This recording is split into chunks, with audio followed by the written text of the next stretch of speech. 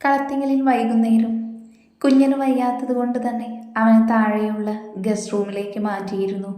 അമ്മ പിന്നെ അല്ലുവിൻ്റെ കൈകളിലായിരുന്നതിനാൽ അവൻ അവളുമായി അവരുടെ റൂമിലേക്ക് തന്നെ പോയി. റൂമെല്ലാം പാറു മുന്നേ ക്ലീൻ ചെയ്തിരുന്നു. അല്ലു അവളെ പതിയെ ബെഡിലേക്ക് കിടത്തി. അവളുടെ മുഖത്തെ മുറിവുകൾ ഏകദേശം മാറിയിരുന്നു. നെറ്റിയിൽ സ്റ്റിച്ചുള്ളതിനാൽ അവളെ ഡ്രസ്സ് ചെയ്തിട്ടുണ്ടായിരുന്നു. പുറമേ മറ്റു മുറിവുകൾ ഇല്ലെങ്കിലും ശരീരം നന്നായി ഉടഞ്ഞതിനാൽ അവൾക്കുള്ളിൽ നല്ല വേദനയുണ്ടായിരുന്നു. വാവേ, അവളുടെ മുടിയിൽ തലോടി അല്ലു വിളിച്ചു. എന്തെന്ന പോലെ അമ്മു അവനെ ഒന്ന് നോക്കി.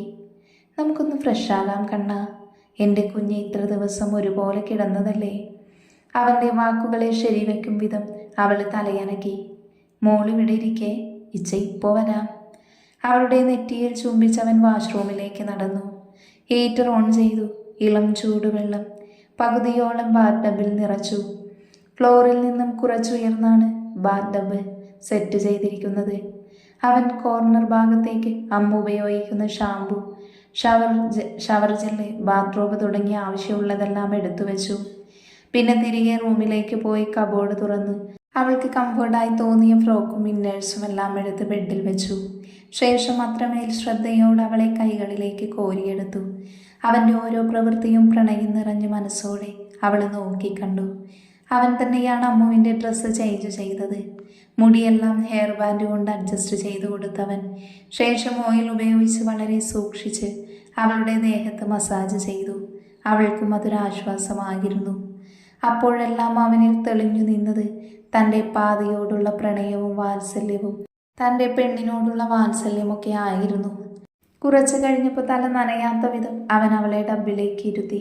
ദേഹത്തിളം ചൂടുവെള്ളം പതിഞ്ഞപ്പോൾ വേദനയ്ക്ക് അല്പം ആശ്വാസം കിട്ടുന്നത് അവൾ അറിഞ്ഞു. അന്നേരം അവൻ ജലാംശമുള്ളൊരു കോട്ടൺ തുണി ഉപയോഗിച്ച് മുറിവിൽ തട്ടാത്ത വിധം അവളുടെ മുഖം മുഴുവൻ തുടച്ചെടുത്തു. അവളെ ഫ്രഷാക്കിച്ചതും ഡ്രസ്സ് ചെയ്യിപ്പിച്ചതും ഹെയർ സെറ്റാക്കിയതും എല്ലാം അവൻ തന്നെയാണ്. പാറുവും സുധയും വരാമെന്ന് പറഞ്ഞെങ്കിലും അവൻ സമ്മതിച്ചില്ല. എല്ലാം കഴിഞ്ഞ് അമ്മുവിനെ ബെഡിലിരുത്തിയപ്പോൾ തന്നെ ഫുഡ് കൊണ്ട് പാറുവും സുധയും വന്നിരുന്നു. ഇങ്ങ് താ അമ്മ, ഞാൻ കൊടുക്കാം, അല്ലു പറഞ്ഞെങ്കിലും പാറു സമ്മതിച്ചില്ല. ഒന്ന് പോയേ നീ, കൊച്ചിനെ ഫ്രഷാകാൻ സഹായിക്കാൻ വന്നിട്ട് പോലും നീ സമ്മതിച്ചില്ല. പിന്നെ ഈ ഫുഡെങ്കിലും ഞങ്ങൾ കൊടുത്തോട്ടെ. അതും പറഞ്ഞ് പാറു സുധയെ കൂട്ടി അമ്മുവിൻ്റെ അരികിലിരുന്നു. മോളെ, അമ്മയുടെ പൊന്നെ. അമ്മു ഒരുപോലെ രണ്ടമ്മമാരെയും പുണർന്നു. വാവേ, കൊച്ചു ഫുഡ് കഴിച്ച് കഴിയുമ്പോഴേക്കും ഇച്ച വരാട്ടോ. അത് പറഞ്ഞവൻ താഴേക്ക് പോയി. കണ്ണ, നീ ഇത് കഴിക്കുന്നുണ്ടോ? ഇല്ല, 1000 വട്ടം ഇല്ല. ഒരു ബൗളിൽ കഞ്ഞിയും കൊണ്ട് കണ്ണൻ്റെ അടുത്തിരിക്കുവാണ് കുഞ്ഞൻ. അവർക്കടുത്ത് തന്നെ താടിക്കും കൈ കൊടുത്ത് ഡെവിയും. അപ്പോഴാണ് അവിടെ കല്ലു വന്നത്. എന്താ ഇവിടെ? മൂവരെയും മാറി മാറി നോക്കിയവൻ. ഇത് നോക്കിയേ ചായ, ഈ ചെക്കൻ കഞ്ഞി കുടിക്കുന്നില്ല. കണ്ണനെ തുറപ്പിച്ചു നോക്കി കുഞ്ഞൻ പറഞ്ഞു. എനിക്കിത് വേണ്ടല്ലോ ചാ, ഇതിന് ടേസ്റ്റില്ല. മുഖം ചുളിച്ച് കണ്ണൻ പറഞ്ഞപ്പോൾ ഡേവിഡിനെ നോക്കി അല്ലു. അവിടെ എനിക്കൊന്നും പറയാനില്ലേ എന്ന പോലെ ഇരിപ്പുണ്ട്. കുഞ്ഞാ, അതിന് താ. കുഞ്ഞൻ്റെ കയ്യിൽ നിന്നും ബൗൾ വാങ്ങിയല്ലോ. കണ്ണ, ഇത് കഴിച്ചേ. ഒരു സ്പൂൺ അവന് നേരെ നീട്ടി അല്ലു പറഞ്ഞു. കണ്ണനാണെങ്കിൽ ചുണ്ടുകൾ കൂട്ടിപ്പിടിച്ച് മുഖം ചുളിച്ച് അല്ലുവിനെയും സ്പൂണിനെയും മാറി മാറി നോക്കിക്കൊണ്ടിരിക്കുവാണ്. അവസാന തടവെന്ന പോലെ അല്ലു കണ്ണനെ പതപ്പിക്കാൻ തുടങ്ങി. ഇച്ചായൻ്റെ കുഞ്ഞു വാവയില്ലേ? ഇച്ചായൻ പറഞ്ഞ എൻ്റെ കണ്ണൻ കേൾക്കില്ലേ? മുറിവുണങ്ങുന്നത് വരെ ലൈറ്റായുള്ള ആഹാരം മാത്രമേ കഴിക്കാൻ പറ്റൂ. ഒരാഴ്ച കൂടെ കഴിയട്ടെ, എന്നിട്ട് ഞാൻ എൻ്റെ കണ്ണനെ ബ്രോസ്റ്റ്, മെക്സിക്കൻ ഷവർമയും ചീസ് ബർഗറും മൊയ്തോയും ഒക്കെ വാങ്ങിത്തരാലോ. അപ്പോൾ എൻ്റെ മോനിത് കുടിക്കുമല്ലേ? പുരിക ഉയർത്തി അല്ലു ചോദിച്ചപ്പോൾ ആവേശത്തോടെ തലയാട്ടി കണ്ണൻ വാ തുറന്നു. ഡെവിയും കുഞ്ഞനുമാണ് ഇവനോ വാവയോ എന്ന എക്സ്പ്രഷൻ ഇട്ട് കണ്ണനെ നോക്കി. അതാ നോക്കൂ, അവിടെ അമുൽ ബേബിയേക്കാൾ നിഷ്കളങ്കത വാരി വിതറുകയാണ് കണ്ണൻ. അല്ലു ഓരോന്ന് പറഞ്ഞു കൊഞ്ചിപ്പിച്ചും മുഴുവൻ കഞ്ഞിയും കൊടുത്തു തീർത്തു. അവൻ്റെ മുഖം തുടച്ചു കൊടുത്ത് പതിയെ ബെഡിലേക്ക് കിടത്തി. അല്ലുച്ച, എന്താടാ? അമ്മുവിടെ വന്നിട്ടിതുവരെ ഞാൻ കണ്ടില്ലല്ലോ. സങ്കടത്തോടെ ചോദിക്കുന്നവനെ വാത്സല്യത്തോടെ തലോടിയല്ലോ. അവളെ രാവിലെ നിന്റെ അടുത്തേക്ക് ആക്കി തരാട്ടോ. ഇപ്പം മരുന്ന് കഴിച്ചിരിക്കുവല്ലേ, അതുകൊണ്ട് മോൻ കിടന്നോ. അവനെ പുതപ്പിച്ചു കൊടുത്ത് അല്ലു പറഞ്ഞു. പപ്പ ഇവിടെ കിടക്കില്ലേ? ഡെവിയെ നോക്കി അല്ലു ചോദിച്ചു. ഇല്ല ഇച്ചായ, ഞാനാ കിടക്കുന്നേ. കുഞ്ഞനാണ് മറുപടി പറഞ്ഞത്. അത് ശരിവെക്കും വിധം രവി തലയാട്ടി. എനിക്കെൻ്റെ പാറുവിൻ്റെ കൂടെ കിടക്കണം. മുഖത്ത് പ്രത്യേകതരം ഭാവങ്ങൾ വരുത്തി പറയുന്ന രവിയെ അല്ലു പല്ലു കടിച്ചു നോക്കിയപ്പോൾ കണ്ണനും കുഞ്ഞനും ഇതേത് എക്സ്പ്രഷൻ എന്ന രീതിയിൽ നോക്കുവാണ്. വയസ്സായാലെന്താ? രവിയെ നോക്കി ചുണ്ടുകൊട്ടി അല്ലു പറഞ്ഞപ്പോൾ ആർക്കാടാ വയസ്സായത്? ഞാൻ സ്റ്റിൽ യങ്ങാണ്. മൂവരെയും പുച്ഛിച്ചു നോക്കി രവി പറഞ്ഞു. അപ്പൊ ശരി ചെറുപ്പക്കാരാ. രവിയെ കളിയാക്കി അല്ലു പുറത്തേക്ക് പോയി. അല്ലു സ്റ്റെയർ കറങ്ങാൻ തുടങ്ങിയ ആലൻ രവിയുടെ വിളി കേട്ട് തിരിഞ്ഞു നോക്കി. എന്താ പപ്പ? ഒരുവൻ കൂടെ ഉണ്ടല്ലോ, ഇനി എന്താ നിന്റെ തീരുമാനം?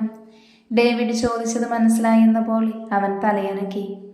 എന്നെ തേടി വരുന്നതിനേക്കാൾ ഞാൻ ഇഷ്ടപ്പെടുന്നത് വേട്ടയാടാനാണ്, വന്യമായി തന്നെ. ക്രൂരമായ ചിരിയോടെ പറഞ്ഞുകൊണ്ട് അവൻ മുകളിലേക്ക് പോയി. കർത്താവേ, അബ്രഹാമിൻ്റെ പല്ലും നാക്കവുമെങ്കിലും ബാക്കി കിട്ടട്ടെ പ്രാർത്ഥിച്ചുകൊണ്ട് രവി റൂമിലേക്ക് നടന്നു. അല്ലി ചെല്ലുമ്പോൾ കാണുന്നത് അച്ഛയുടെ നെഞ്ചിൽ പതിഞ്ഞു കിടക്കുന്ന തൻ്റെ പ്രാണനെയാണ്. എന്തുകൊണ്ടും അവൻ അവരെ തടസ്സപ്പെടുത്താൻ തോന്നിയില്ല. അവൻ തൻ്റെ ലാപ്പും എടുത്ത് ഹാളിലെ കോമൺ ബാൽക്കണിയിലേക്ക് ഇരുന്നു. പെയിന്റിംഗ് വർക്കൊക്കെ ഏകദേശം തീർത്തപ്പോഴേക്കും അവനെ അന്വേഷിച്ച് കൃഷ്ണൻ വന്നു. മോനെ. ആ ചേ, അമ്മ ഉറങ്ങിയോ? അദ്ദേഹത്തെ കണ്ട് ലാപ്പ് ഓഫാക്കി അവൻ തിരക്കി. ഇല്ല, അവൾ ഉറങ്ങണമെങ്കിൽ മോൻ തന്നെ വിചാരിക്കണം. ചിരിയോടെ കൃഷ്ണൻ പറഞ്ഞപ്പോൾ അവൻ്റെ മുഖത്തും ചെറുചിരി തെളിഞ്ഞു. ഞാൻ റൂമിലേക്ക് പോവുക, അച്ഛൻ പോയി കിടന്നോളൂ. അത് പറഞ്ഞ് അദ്ദേഹത്തെ പുണർന്നുകൊണ്ട് അവൻ റൂമിലേക്ക് പോയി. എൻ്റെ കുഞ്ഞിൻ്റെ ഭാഗ്യമാ മോനെ നീ. തിരിഞ്ഞു നടക്കുന്ന അല്ലുവിനെ നോക്കി കൃഷ്ണൻ്റെ ആദരങ്ങൾ മന്ത്രിച്ചു.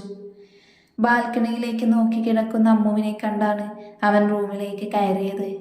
ലാപ്പ് ഓഫ് ചെയ്ത് ഡോറ് ക്ലോസ് ചെയ്തവൻ അവൾക്കരികിലേക്ക് കിടന്നു. അടുത്ത അനക്കമറിഞ്ഞ് തിരിഞ്ഞു നോക്കിയ അമ്മു അവളുടെ ഇച്ചയെ കാണി അവൻ്റെ നെഞ്ചിലേക്ക് പറ്റിച്ചേർന്ന് കിടന്നു. ഇച്ചയുടെ ചുന്ദരി ഉറങ്ങിയില്ലായിരുന്നു. അവളുടെ മൂക്കിൻ തുമ്പിൽ ചെറുതായി കടിച്ചുകൊണ്ട് അവൻ തിരക്കി. ഇല്ലെന്ന പോലെ തലയനക്കി അവൾ അവന് നേരെ ബാൽക്കണിയിലേക്ക് ചൂണ്ടിക്കാണിച്ചു. എന്താ വാവേ, ബാൽക്കണിയിൽ പോണോ? സംശയത്തോടെ തിരക്കിയവനെ നോക്കി ചുണ്ടു പിളർത്തി തലയാട്ടി അവൾ.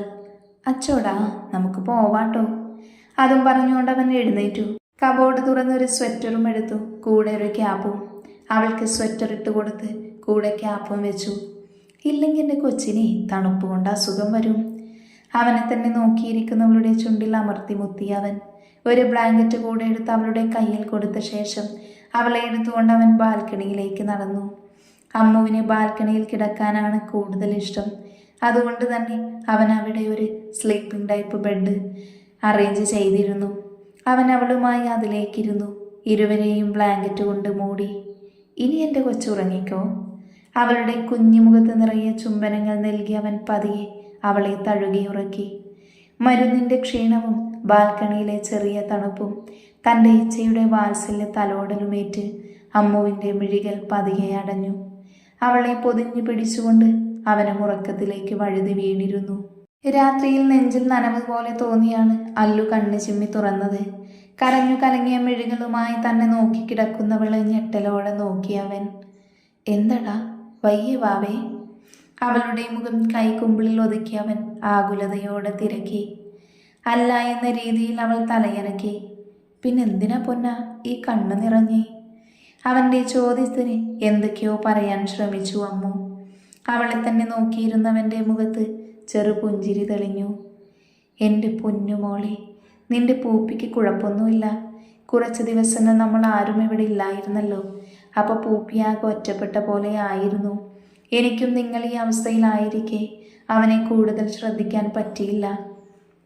അതുകൊണ്ടാണ് അവനെ ഞാൻ എൻ്റെ PA അലക്സയെ ഏൽപ്പിച്ചത്. അവളെ അറിയില്ലേ എൻ്റെ വാവയ്ക്ക്? അവിടെയാകുമ്പോൾ പൂപ്പിയെ പോലെ വേറെ കുറച്ചു പേരും കൂടെ ഉണ്ട്. അവനെ നാളെ തന്നെ കൊണ്ടുവരാൻ ഞാൻ അവളോട് പറഞ്ഞിട്ടുണ്ട്. അല്ലാതെ നമ്മളെ പൂപ്പിയെ ഞാൻ മറക്കൂടി ചുന്ദരിക്കുട്ടി. അവളുടെ മൂക്കിൻ തുമ്പിൽ മൂക്കുരുമി അവൻ കൊഞ്ചലോടെ പറഞ്ഞു. അവളുടെ മുഖം വിടർന്നു. അത്രമേൽ സ്നേഹത്തോടെ പ്രണയത്തോടെ അവൾ അവൻ്റെ നെഞ്ചിലേക്ക് പറ്റിച്ചേർന്നു. അവനും അവളെ പൊതിഞ്ഞു പിടിച്ചു. പതിയെ ഇരുവരും ഉറക്കത്തിലേക്ക് വഴുതി. പറഞ്ഞതുപോലെ പിറ്റേ ദിവസം അലക്സ പൂപ്പിയെ കൊണ്ടുവന്നു. അല്ലുവിനെയാണ് ആദ്യം പൂപ്പി കണ്ടത്. മുരണ്ടുകൊണ്ട് അവൻ്റെ മേത്തേക്ക് ചാഞ്ഞു. അവൻ ചിരിയോടെ പൂപ്പിയെ കയ്യിലെടുത്തു. ഇത്രയും ദിവസം മാറി നിന്നതിൻ്റെ ദേഷ്യം അല്ലുവിൻ്റെ മുഖത്ത് കൈകൊണ്ട് മാന്തിയാണ് അവൻ കാണിച്ചത്. ചുറ്റും നോക്കിക്കൊണ്ട് പൂപ്പി മുരണ്ടു. അമ്മുവിനെ നോക്കുകയാണെന്ന് എല്ലാവർക്കും മനസ്സിലായി.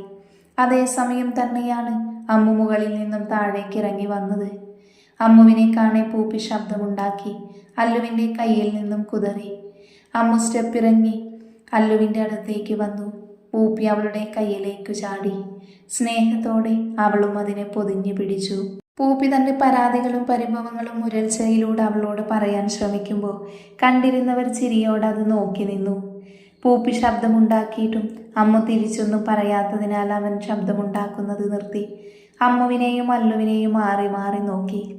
ഇരുവർക്കും പൂപ്പിയുടെ നോട്ടം കണ്ട് അമ്മു അവനെ വിളിക്കാത്തതാണ് കാരണമെന്ന് മനസ്സിലായിരുന്നു.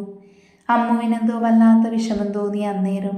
അതറിഞ്ഞെന്ന പോലെ അല്ലു ഒരുമിച്ച് ചേർത്ത് പിടിച്ചു. പിന്നീട് പൂപ്പി അതൊക്കെ വിട്ട് അമ്മുവിനോട് കളിക്കാൻ തുടങ്ങി. അമ്മുവും കണ്ണനും എല്ലാ ബോൾ തട്ടിക്കൊടുത്ത് പൂപ്പിയുടെ കൂടെ കളിക്കാൻ തുടങ്ങി. ശരിക്കും അപ്പോഴായിരുന്നു പൂപ്പിയുടെയും അമ്മുവിൻ്റെയും മുഖമൊന്ന് തെളിഞ്ഞത്. പിന്നീട് അങ്ങോട്ട് അമ്മു കുറച്ചുകൂടി ബെറ്ററായി തുടങ്ങി. അമ്മുവിനെ ഹോസ്പിറ്റലിൽ നിന്നും കൊണ്ടുവന്ന പിറ്റേ ദിവസം തന്നെ വാരിയേഴ്സ് എല്ലാം കൂടെ കളത്തിങ്കിലേക്ക് എത്തിയിരുന്നു. ഹോസ്പിറ്റൽ വരാൻ അവർ ശ്രമിച്ചെങ്കിലും കുഞ്ഞൻ തന്നെ അവരെ തടഞ്ഞു. കാരണം ഹോസ്പിറ്റൽ അന്തരീക്ഷത്തിലെ മാനസിക പിരിമുറുക്കത്തിനൊപ്പം അവരെ കൂടെ കണ്ട അമ്മു കൂടുതൽ സങ്കടത്തിലാകും. രാവിലെ മുതൽ അമ്മുവിനെയും കണ്ണനെയും ഒരു റൂമിലേക്ക് ആക്കിയിരുന്നു, കൂടെ പൂപ്പിയെയും. അതുതന്നെയായിരുന്നു ഇരുവർക്കും വേണ്ടത്. അമ്മു സൈലന്റ് ആയതിനു പകരം നിർത്താതെ അലച്ചുകൊണ്ട് കണ്ണന് ആ കുറവ് നികത്തുന്നുണ്ട്. ഒരു വേള അമ്മുവിന് അവനെ ചവിട്ടി താഴെയിട്ടാലോ എന്ന് വരെ തോന്നിപ്പോയി. പൂപ്പിയുടെ ഭാവവും അതുതന്നെയായിരുന്നു. ആദ്യമേ തന്നെ അല്ലു വെറുതെ സെൻഡിയാകാൻ നിൽക്കരുതെന്ന് ലച്ചുവിനോടായി പറഞ്ഞിരുന്നു. എല്ലാം ഞാൻ നോക്കിക്കോളാം ചേട്ടായി എന്ന് പറഞ്ഞ് അവൾ ജോയെയും നിധിയെയും വലിച്ചുകൊണ്ട് അമ്മുവിനടുത്തേക്ക് പോയി. അന്നേരം അവിടെ കുഞ്ഞനും ഉണ്ടായിരുന്നു. അമ്മുവിൻ്റെയും കണ്ണൻ്റെയും അവസ്ഥ കണ്ട് അവളുടെ കണ്ണുകൾ കലങ്ങി. എങ്കിലും വാക്ക് പറഞ്ഞതുപോലെ തന്നെ അടക്കി വെച്ചു ലച്ചു. നിധിയും ജോയും ഇരുവരുടെയും നോട്ട്സും പ്രൊജക്റ്റുമൊക്കെ കംപ്ലീറ്റ് ആക്കി കൊടുത്തു. ലച്ചു ആണെങ്കിൽ അവിടെ ഇരുന്ന് ഓറഞ്ചും കഴിച്ച് ഇടയ്ക്കിടെ ഓരോ അല്ലിയായി അമ്മുവിനും കണ്ണനും കൊടുത്തുകൊണ്ട് കോളേജിലെ സകല സീനിയർ ചേട്ടന്മാരുടെയും വിശേഷം പറയുന്നുണ്ട്. ഇടയ്ക്ക് വെച്ച് അല്ലുവും അവർക്കൊപ്പം കൂടി. അമ്മുവിൻ്റെ കയ്യിലിരുന്ന പൂപ്പി അല്ലുവിൻ്റെ കയ്യിലേക്ക് ചാടി. അല്ലുവിനെ അടുത്ത് കിട്ടിയതും അമ്മുവും പതിയെ അവൻ്റെ നെഞ്ചിലേക്ക് ചാഞ്ഞു. അങ്ങനെ ഇരുന്നു കൊണ്ട് തന്നെ ലച്ചുവിനെ ശ്രദ്ധിക്കാൻ തുടങ്ങി. നീണ്ട മണിക്കൂറുകൾക്ക് ശേഷം ലച്ചു സകലമാന സീനിയർ ചേട്ടന്മാരുടെ ലിസ്റ്റും ഇൻസ്റ്റഗ്രാം ഫോട്ടോസ് ഉൾപ്പെടെ അമ്മുവിനെ പരിചയപ്പെടുത്തി കൊടുത്തു.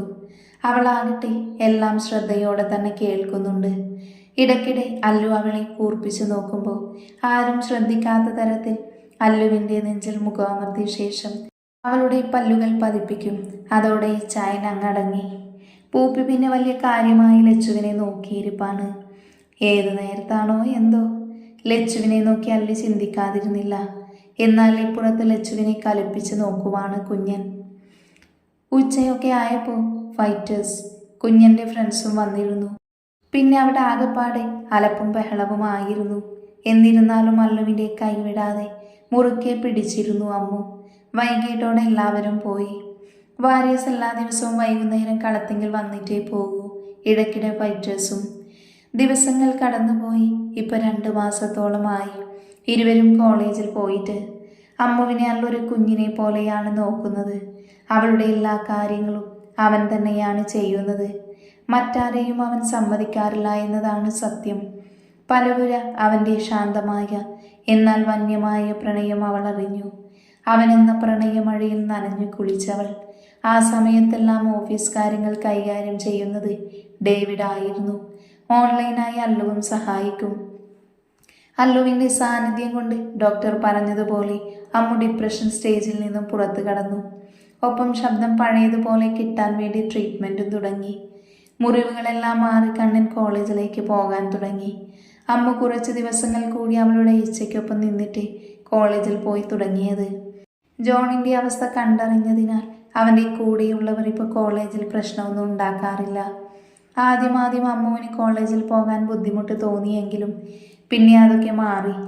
കണ്ണനും കുഞ്ഞനും കൂടാതെ വാരിയേഴ്സ് ആൻഡ് ഫൈറ്റേഴ്സ് അവളെ പൊതിഞ്ഞു പിടിച്ചാണ് നടന്നത്. പിന്നെ ഓരോ മണിക്കൂർ ഇടവിട്ട് അല്ലു അവളെ വിളിച്ചിരുന്നു. പ്രിൻസിപ്പാളിന്റെ അനുവാദമുള്ളതിനാൽ ഫോൺ വരുമ്പോൾ അവൾ പുറത്തു പോയി വരും. മറ്റു ടീച്ചർമാരും എതിർക്കാൻ നിൽക്കില്ല. ഫോൺ വിളിക്കുമ്പോൾ ഒന്നും പറയാൻ അവൾക്ക് കഴിയില്ല എങ്കിലും അവൻ്റെ ശബ്ദം കേൾക്കെ അവളുടെ മുഖം വിടരും. അതവനും അറിയാം. അമ്മുവിന് സംസാരിക്കാൻ കഴിയുന്നില്ല എന്നതൊഴിച്ച എല്ലാം പഴയതുപോലെ ആയി തുടങ്ങി. അമ്മുവിൻ്റെ ട്രീറ്റ്മെൻറ്റ് തുടർച്ചയായി നടക്കുന്നതിൻ്റെ ഫലമായി അവൾ ചെറുതായി ശബ്ദമുണ്ടാക്കാൻ തുടങ്ങി. പക്ഷേ തുടക്കത്തിൽ തന്നെ തളർന്നു പോകുന്നവളെ തൻ്റെ പ്രണയം കൊണ്ട് ചേർത്ത് പിടിച്ചിരുന്നു അവൻ. ഈ 2 മാസത്തിനിടയിൽ ഒരിക്കൽ പോലും എബ്രഹാമിനെ തിരക്കി അല്ലു പോയിട്ടില്ല. പക്ഷേ കഴിഞ്ഞ ആഴ്ചയാണ് ഫേമസ് ബിസിനസ്മാൻ എബ്രഹാമിനെ കാണാനില്ല എന്ന ന്യൂസ് പുറത്തറിഞ്ഞത്. അപ്പോഴും അല്ലു കൂളായി നിന്നത് ഡേവിഡിൽ സംശയം നിറച്ചെങ്കിലും തൻ്റെ പുത്രനെ നല്ല വിശ്വാസമായതിനാൽ അയാൾ ചെറുചിരിയോടെ അവനെ നോക്കിക്കണ്ടു.